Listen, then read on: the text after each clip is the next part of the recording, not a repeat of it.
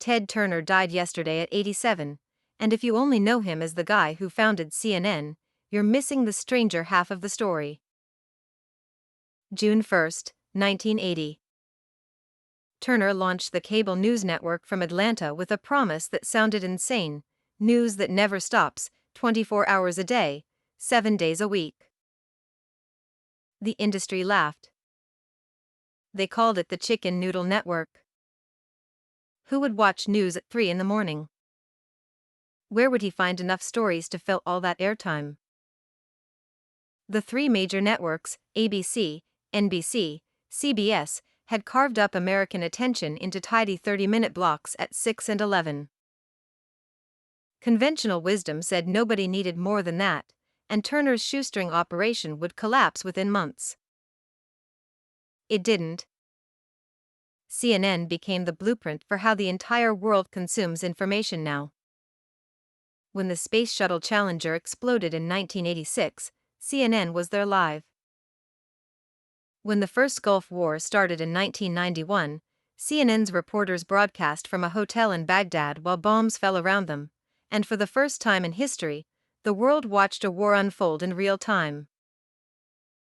Every breaking news alert on your phone, every live crisis you refresh obsessively, every pundit yelling at another pundit at midnight, that all traces back to Turner's bet that people would never stop wanting to know what's happening right now.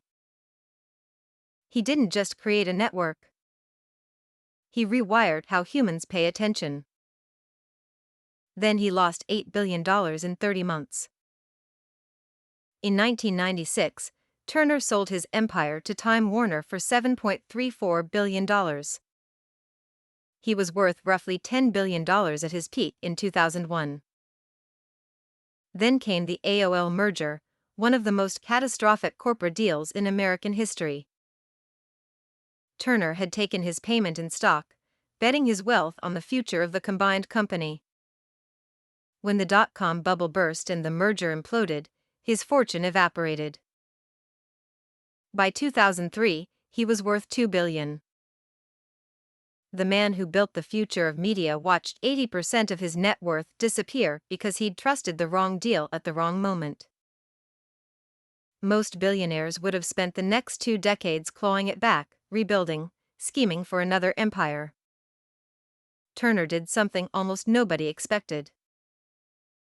In 1997, before the crash, he'd pledged $1 billion to the United Nations, the largest individual philanthropic gift in history at that point.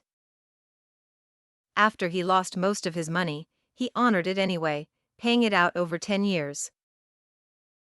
Then he quietly became one of the largest private landowners in North America, assembling 2 million acres across 15 ranches in 8 states: New Mexico, Montana, Nebraska, South Dakota, Kansas.